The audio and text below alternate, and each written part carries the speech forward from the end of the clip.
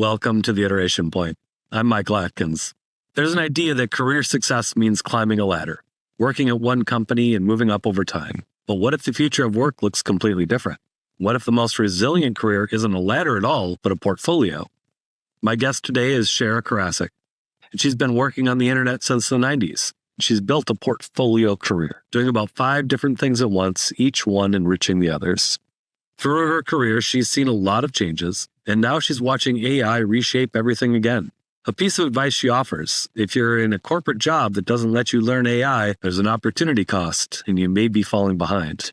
In this conversation, we talk about why taste is becoming one of the most important career skills, why algorithms are making everything look the same, and why the ability to synthesize across domains might matter more than the deep expertise in any single thing. This is a conversation about adaptation, about building a career that can flex with constant change, and about why being scrappy might be the best survival strategy we've got. Let's jump in.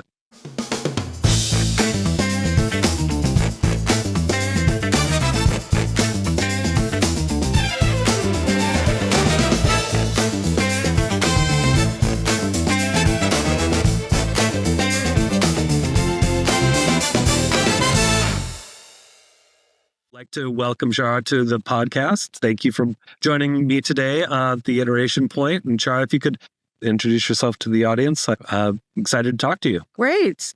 I'm Shara Karasic. I've been working on the internet since actually the 90s. So I have a very broad view of it. And I would say I definitely have a portfolio career now. The one through line that integrates everything is kind of translating technology and culture and connecting people.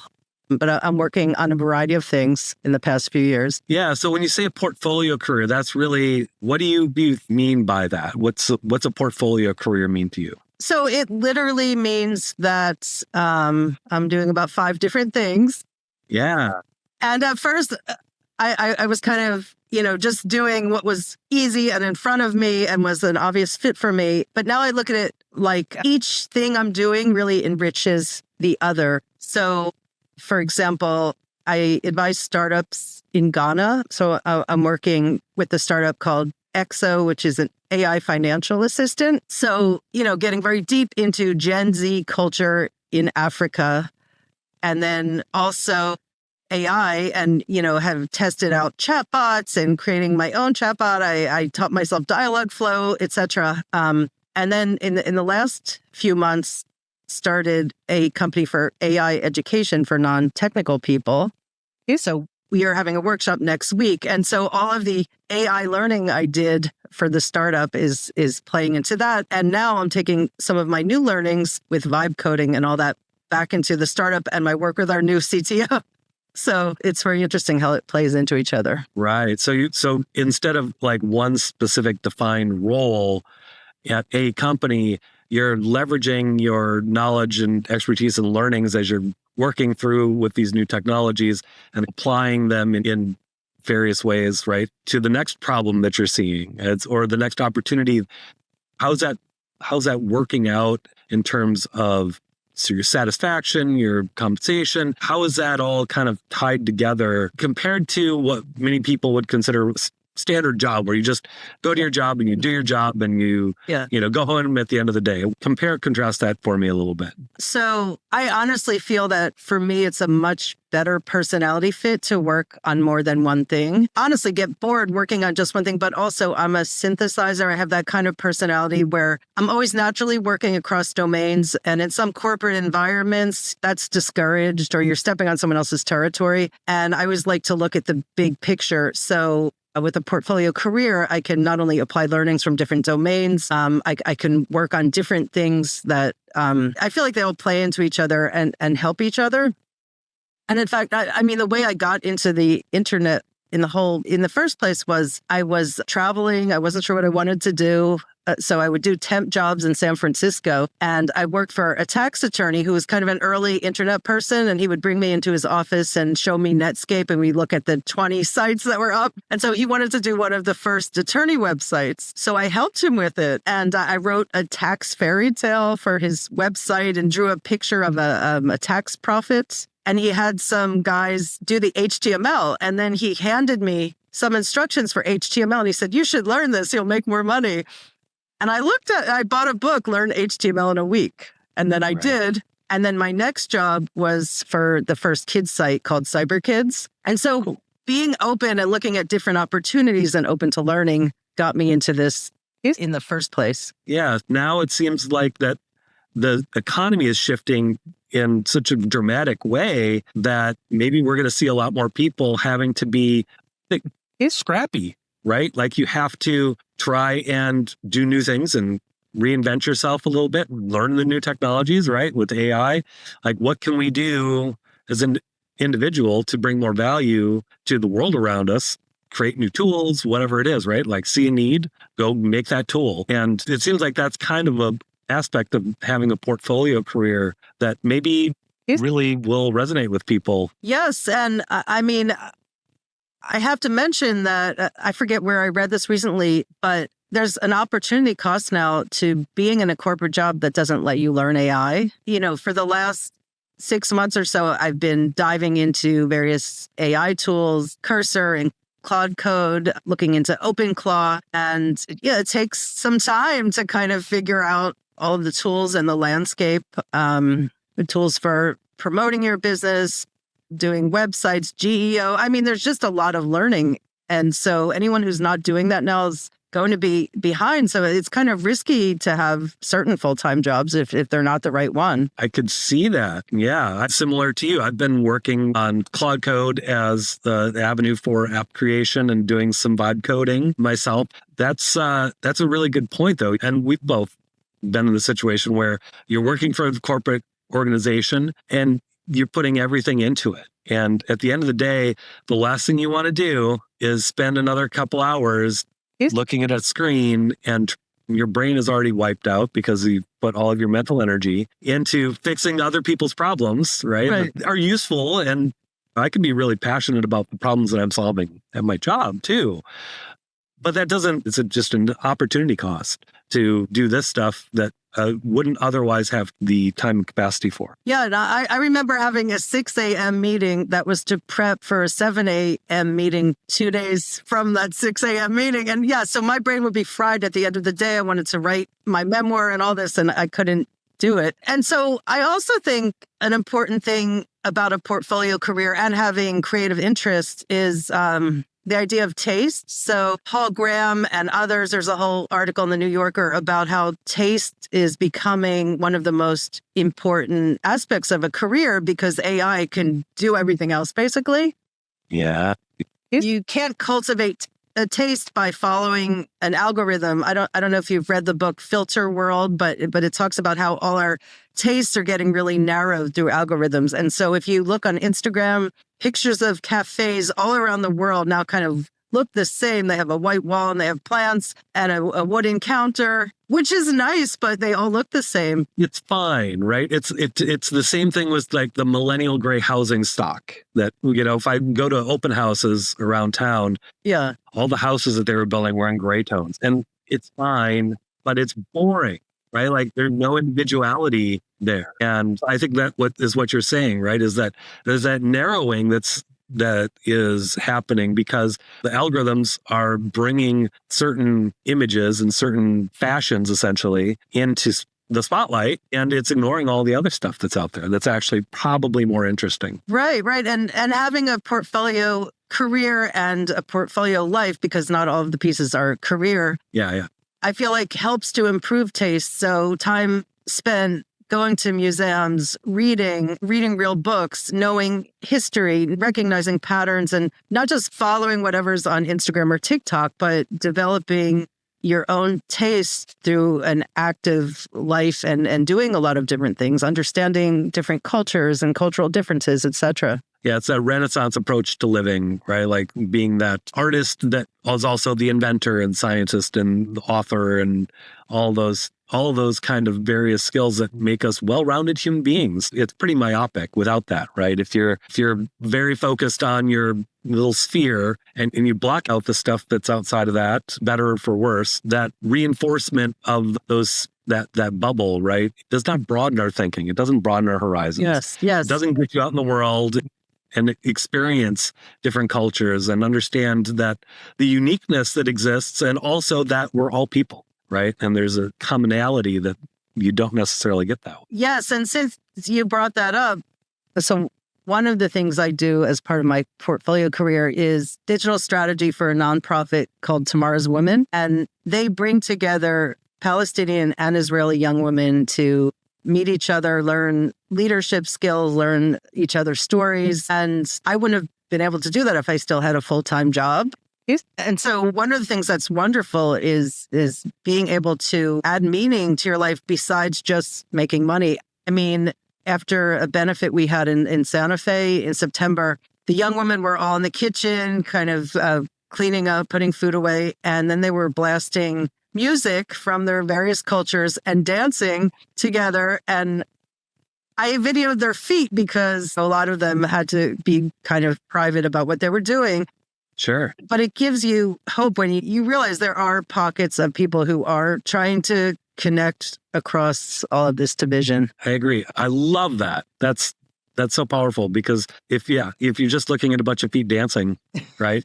It's great because everybody's just having a great time and connecting, and we have more in common than we have in terms of differences, right? Wow, that's really cool. So are you organizing events throughout the US? Is it a global kind of coming together? What does that look like? So traditionally for the last 23 years, there were camps in Santa Fe, New Mexico, because that was just such a separate place. It kind of put people into a different mind state. But now it's super hard to get visas to the US. So we've now been having events in Switzerland, which is kind of perfect, right? It's neutral. It's the neutral territory. And then next year, there's going to be an event in Northern Ireland, actually, with experienced peacemakers in Northern Ireland leading workshops. Because, I mean, they figured it out. So it's a hard problem. Yeah, no, but that's fantastic. I mean, that's just, I think that's great. So you're involved in a lot of things, right? As part of this of your portfolio career. Walk me through some more. I'm super fascinated by this. What else I've done in the last 3 years, or what I'm doing now? Sure, whatever you want to talk about. I mean, it sounds like you've got a lot of irons in the fire, right? Sure, great. Well, I'm involved in a startup, a AI financial assistant startup based in West Africa. So that's targeting Gen Z in Ghana. I was a technology volunteer in Ghana in 2001. I have had a very varied life. So that's very interesting. We just hired a CTO who used to work at Wikipedia, and she lives in Ghana. And I'm very happy that we have a female CTO. So we're building our MVP right now. That's exciting. And then, I'm living in Los Angeles while working remotely, obviously, for them. And I also just started ideatoaudience.com, which is AI training for non-technical people. So we're doing a workshop at Blank Spaces in Venice, California on Saturday. Oh, so an in-person workshop for people to sign up for? Yes, a class for people to sign up for. And, it's really interesting to take this mountain of content about AI and, kind of figure out for people what are the tools that you should learn or you need to use. That's been quite a project. So I'm really excited about that because I feel like that plays into everything else I've done. I love educating people. Yeah. So there's a very community-minded approach to an in-person workshop like that, right? Where these are people that are in your local community. I love having that option of an in-person place to come and connect with real humans, because it's a different kind of learning that you do when you're surrounded by other people, and collaboration that can happen when that all comes together. Yeah. I love it too. I taught kids how to code for years in LA, Coder Dojo, Los Angeles. So now teaching adults, it's a little easier in some ways and harder in other ways. Yeah. And then we'll create an online version. I also, outsourcing like everyone else, have a team of great developers in Ghana and Nigeria, if we need to build out AI workflows for people. So that was an example of my life coming together, this experience in Africa. Yeah. and now working on AI education and consulting. And then I have a team of really talented people in Ghana and Nigeria, which is great. That's awesome. Wow. That's really fun. And then one other thing that I mean, I might as well talk about. So I try to connect everything in my Substack, which is called All Over the Place. Okay. That sounds very appropriately named. No, I love that. So it's sharakarasic.substack.com. So I try to connect all the things I'm doing and write about some of my insights on that Substack. Cool. I love that. That's great. Well, you've got oodles of talent for one. I know that firsthand. And having the kind of broad reach, I think, that you're aiming for, and being able to let you have a big impact, and not being so closed-minded and, I would say, kind of hyper-focused on one thing, lets you make those connections to be able to learn from new technology or a connection that you're making in one area. So your education background, right, teaching kids to code, led to being able to do workshops in AI, right? It's all built on our past, our history, our experiences. And I was an English major, which now apparently is wonderful for the age of AI, right? You can write good prompts. Yeah, I like that. So what your experience with AI, what advice would you give to people that, because it's still new enough, there's people out there that are maybe have been resistant to getting into it at this point. How would you overcome their objections? How would you suggest someone get started if they're curious? I would say pick one of the LLMs and use it consistently. For example, even with ChatGPT, once it knew more about all the projects I was working on, it became really good at helping me organize my day and prioritizing my day and creating systems. It became much more helpful over time. It was not that helpful for me originally, but I felt like, well, I have to learn it, so I have to keep using it. And now it's really genius because it will see patterns that even I haven't seen yet. So that is really interesting. But then I would also look at what you're already doing and how AI can enhance that. So for example, with podcasting, Descript has AI built into it called Underlord, and you could take a half-hour clip and you could say, pull out the best clips for social, and it will do a pretty good job of that. I mean, you have to kind of look at what it's done. So look at the AI plugins to your existing tools and learn those. And then don't be scared of vibe coding. You know, Lovable tends to be the easiest platform for people who aren't technical. You might not build a monetizable startup right away, but try making a little game, you know, or something, just to realize that you have the power to do this. I've been toying with it as well. And what I've noticed is you don't have to let the technology scare you away from developing an idea. And because I've done scripting and worked in different languages through my career, but I'm not a software developer per se, right? Building a whole application and the whole stack of technology that you need in order to run the application is very complicated.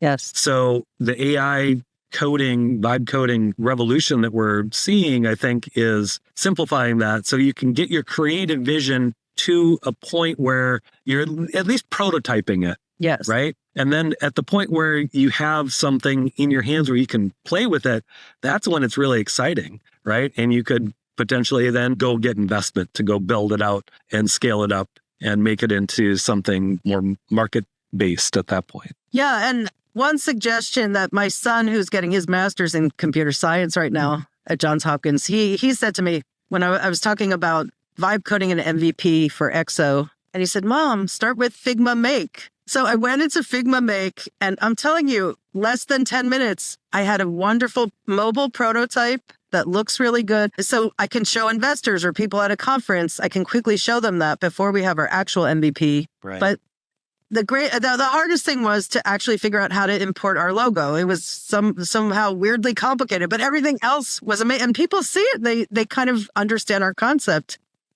And the other thing I would suggest people to try who aren't that technical, Claude and ChatGPT, they connect to your Gmail. And I mean, the privacy thing's a little weird, but it's so helpful. I mean, I will say to Claude, I tagged a bunch of vibe coding posts I found on Twitter that I didn't have time to read, and I emailed them to myself and I labeled them vibe coding. And then I just asked Claude to read them all, summarize what were the top tools mentioned, what were the main points. So that saved me a ton of time. But there are a variety of ways you can get help with your email through those tools now without building anything. Yeah. I think it's still in its infancy in a lot of ways in terms of how is this going to be useful? I think we're just scratching the surface and trying to understand how to make it more useful and leverage that.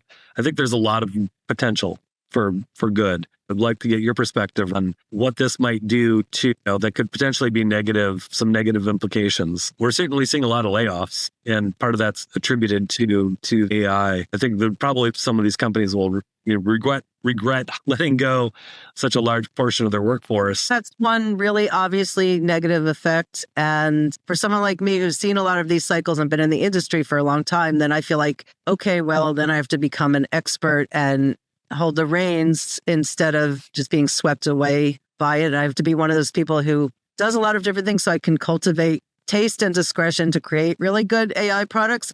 What's going to happen is there are going to be a ton of generic products, right? I mean, I already could see a Vercel website, that just looks a certain way. Some of the LinkedIn posts I see are just so obviously written by ChatGPT. Agree completely. They'll have the same format. They're very easy to spot at this point. Exactly. So that and then privacy obviously is an issue, and people dumping their whole life into these systems and not really worrying or thinking about that. And then also I worry about younger people and their learning, because they can just so easily find out stuff or get stuff done by ChatGPT. And at least at our age, we've already learned this stuff. So it's helping us add on to that. So I do worry about the thinking of young people. Critical thinking skills, right? You develop those by being out in the world.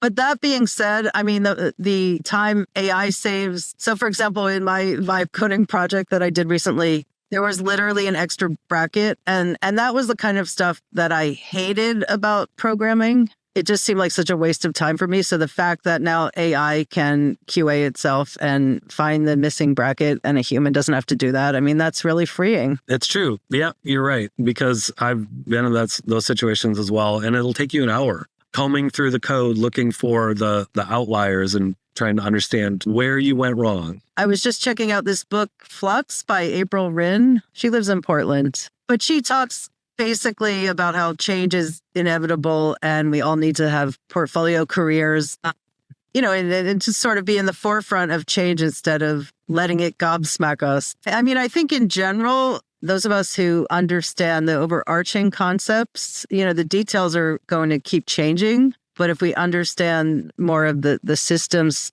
and how things can be architected and the connections between things, then we'll stay at the forefront rather than focusing on one little thing. My brother is a CPO, and he said some of his engineers are embracing the new technologies, and then others are really attached to their 15 years of knowledge of how to code and code the exact way they want, but they're going to be swept away, honestly. Yeah. If you're too attached to any one way of doing things as opposed to learning the concepts. Having a flexible approach to learning and to your job will probably suit you well as this pace of change continues to evolve, I think. It's an interesting world we're living in, for sure. And I appreciate you coming on and taking some time to chat and just, catching up a little bit. It's been great.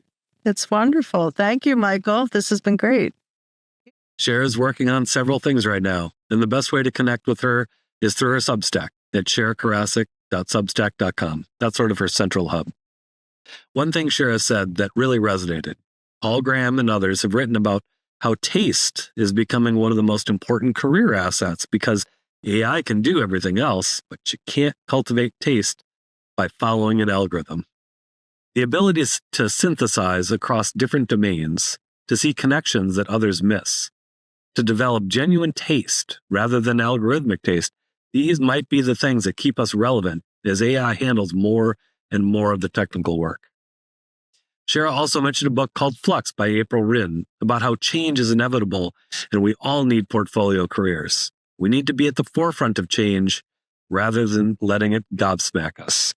I think that's a good note to end on. Thanks for listening to The Iteration Point. New episodes drop every Tuesday. If this conversation made you think differently about your career, hit follow and share it with someone who's trying to figure out what comes next in an AI-powered world. And if you've built your own portfolio career, or you're thinking about it, visit theiterationpoint.com. I want to hear your story. I'm Michael Atkins. See you next time.